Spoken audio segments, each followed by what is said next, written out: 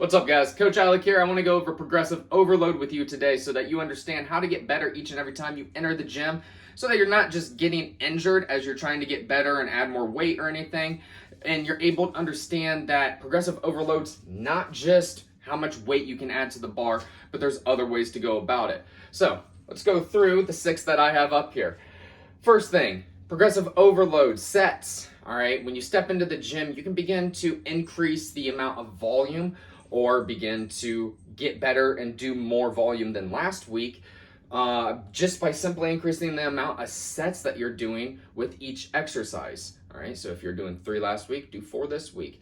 And it's not that you have to increase your sets each and every week, because that's ridiculous. You're going to get up to a point where you're hitting 10 sets and that's your entire workout.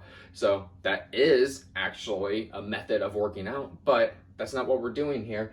And we want to be able to get a full body workout in most cases.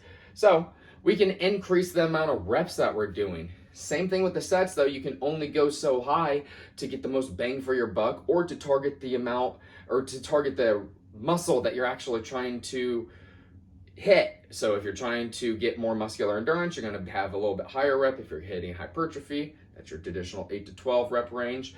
And of course, if you're trying to get a lot stronger and move as much weight as possible, you gotta be in that 1 to 6 sweet spot. All right. So, but with reps though, I always prescribe a rep range, and you'll notice like 8 to 12, for example. The idea is that if you're able to hit the top 12, so you should be struggling. All right. You're picking a weight within that range that you're not able to do 13 because, well, that'd be just failure, but you should be able to hit at least 8. That's the idea of that rep range, okay?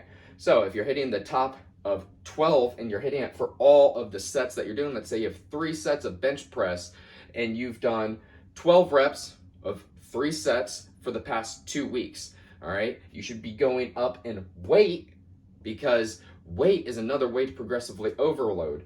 So if you're hitting, let's say that first week you hit 3 sets of 10, and then that next week you hit 3 sets of 11, and then you hit 3 sets of 12 that last and third final week, well, we've gone up in sets, or we've gone up in reps. We can bump up in sets, or we can increase the weight, which is what I like to do, because you can increase the weight a little bit and it might force you back down to 11 reps.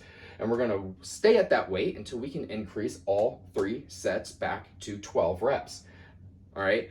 Now, the other ways that you can progressively overload and change up the stimulus of the workout is by rest time, decreasing the rest time, making it more taxing on the cardio system. After you've done high reps, you can go right into a short 30-second rest, maybe no rest at all from exercise to exercise if you're supersetting, if you're doing, just monster sets. So there's ways to stimulate the muscles and with just rest time. Of course, you got tempo. You can go down slower with a bench press, with a squat. Tension, creating more tension out of that exercise. All that factors into the ability to contract and to elicit more muscle fibers, thus being able to grow the muscle bigger.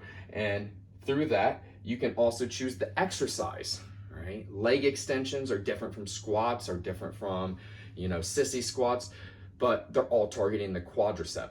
Okay, you can do ab crunches, you can do reverse crunches, you can do hanging ab crunches. And of course, those are going to target the ab muscles, but so are the deadlifts, so are the squats.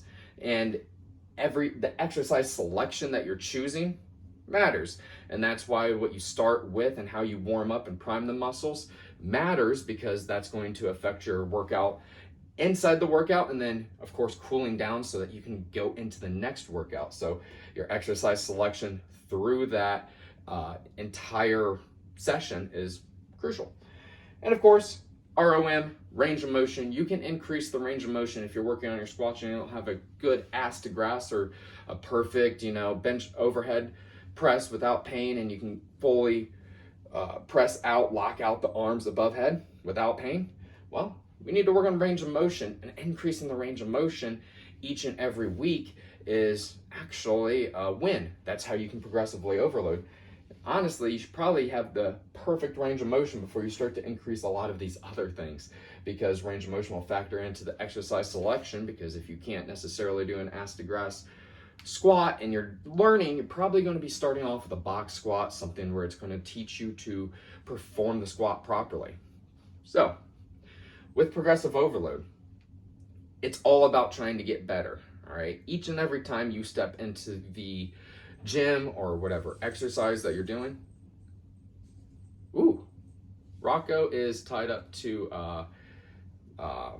bag. I'll be right back. And we're back. We're going to finish up because obviously Rocco wants to play right now. But in closing, I just want to say, progressive overload. Just making sure that you're improving each and every time that you step into the gym.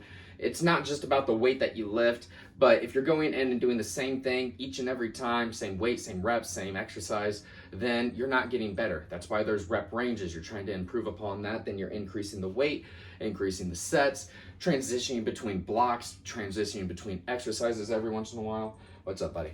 But yeah, I hope that helps. Hope that clears things up. If this has helped, please send this to a friend. Save this for later. And of course, watch it, buddy. We're going to play in just a second. Like it for later. And of course, yeah, that's it. Take care.